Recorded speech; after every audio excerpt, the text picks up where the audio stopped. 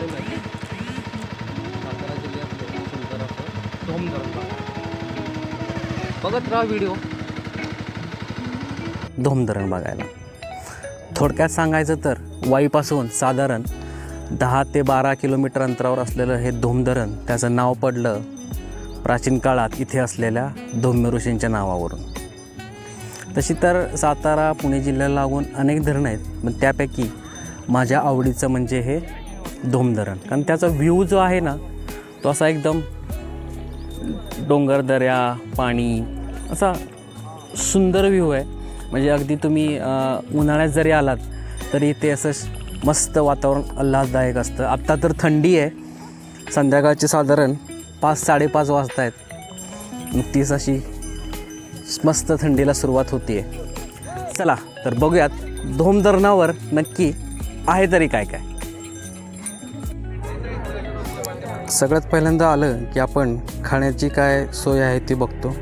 तर इथं आल्याच भुट्टा म्हणजे कणीस मिळतं आहे.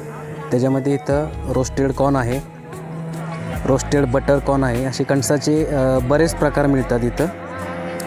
आपण त्यांना विचारूयात कणीस किती मिळतं. दादा कितीला आहे कणीस? 40 रुपये. आणि अजून काय काय मिळतं आपल्याकडे? मोठे अच्छा अच्छा.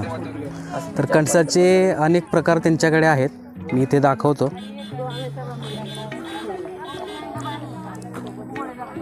आणि अशा नॅचरल प्लेसमध्ये कणीस खाण्याची एक वेगळीच मजा असते.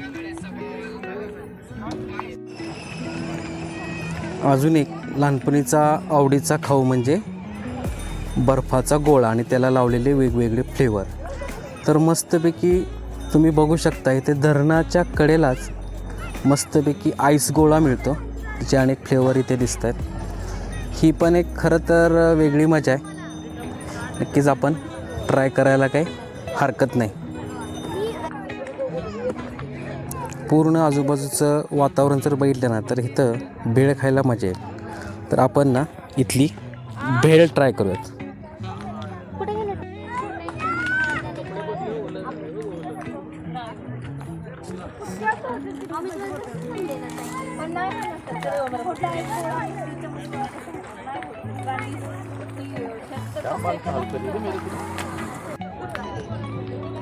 चला आता आपली भेळ मस्तपैकी तयार झाली आहे. सगळ्यात भारी भेळ कुठली तर मी म्हणेन ही अशी निसर्गाच्या सानिध्यात एकदम मनसोक्त खाता येणारी भेळ.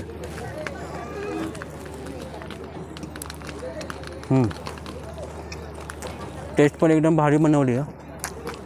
आणि ह्या अशा मस्त वातावरणामध्ये भेळ खायचं एक वेगळंच सुख आहे.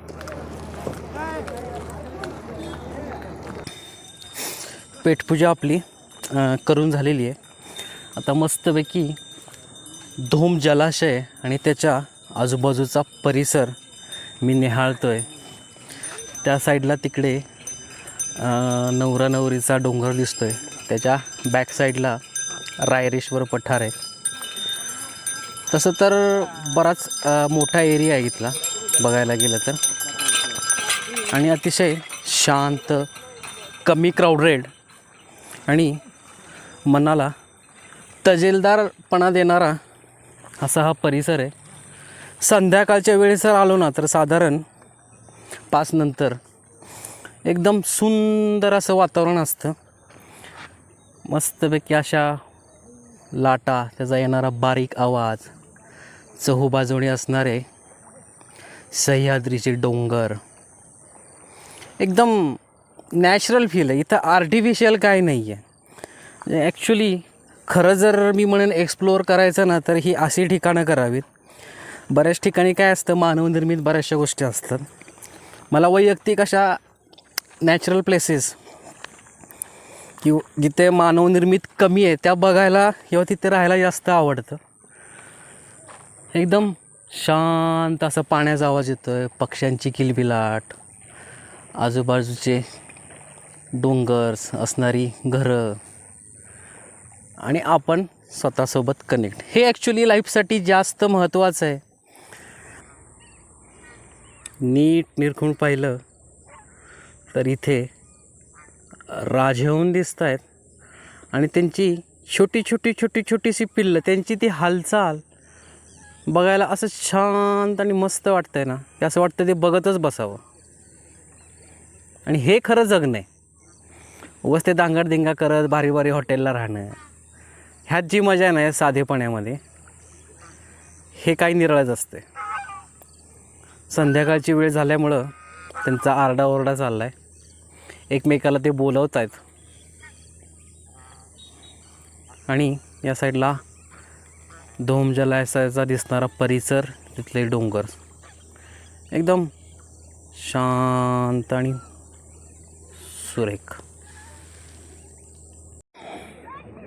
इथली अजून एक चांगली गोष्ट म्हणजे धोम धरणाच्या कडेलाच आपल्याला कॅम्पिंग करता येतं.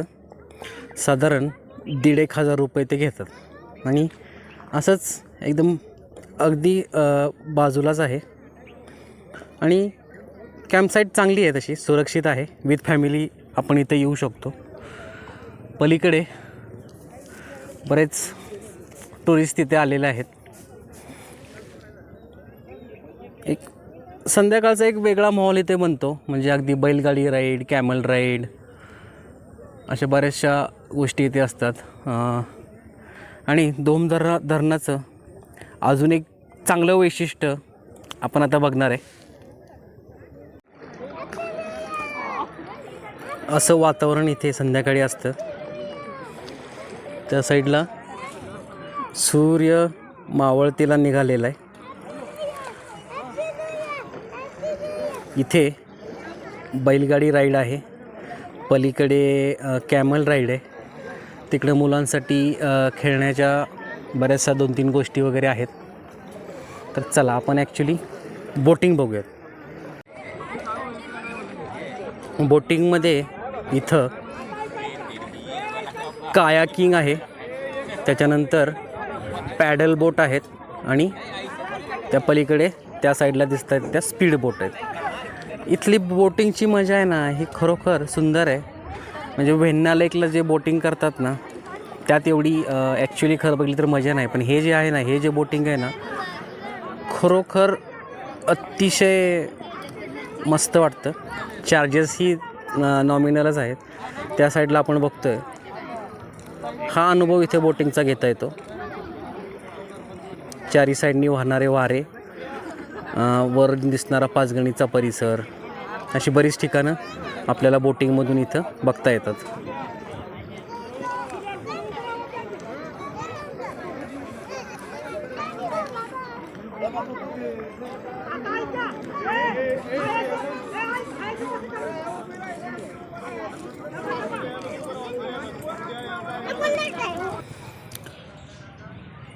धोम जलाशयाच्या बाजूलाच असणारं हे हॉटेल.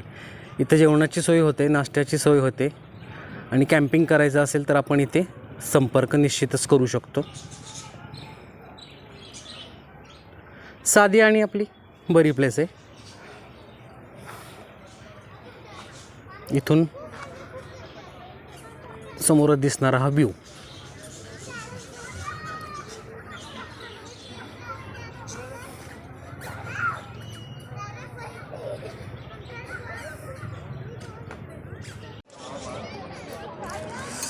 अशा रीतीने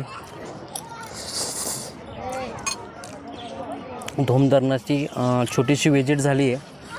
सांगता म्हणलं मॅगीने करूयात, कारण घरी सहसा मॅगी खाऊ नाही वाटत. अशा ठिकाणी आले की कधीतरी मॅगी खायचा मोह होतो. चला खाऊयात, मस्त वाटतं पण अशा ठिकाणी मॅगी खायला.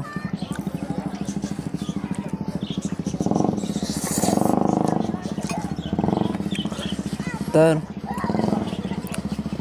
इथलं वैशिष्ट्य सांगायचं म्हणजे इथं फार कमी बजेटमध्ये राहता येतं. साधारण 1,500 ते 2,000मध्ये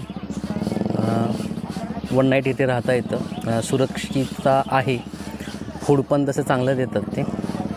आणि राहायला यायचं नसेल तर साधारण आपलं धोम धरणापासून आपण 50 किलोमीटरवर जरी राहत असू तरी 4-5 वाजता जरी पोचलं तरी 3 तास मस्तमध्ये तिथे जातात आणि एक छोटंसं समाधान घेऊन आपण आपल्या घरी नक्कीच परतू शकतो.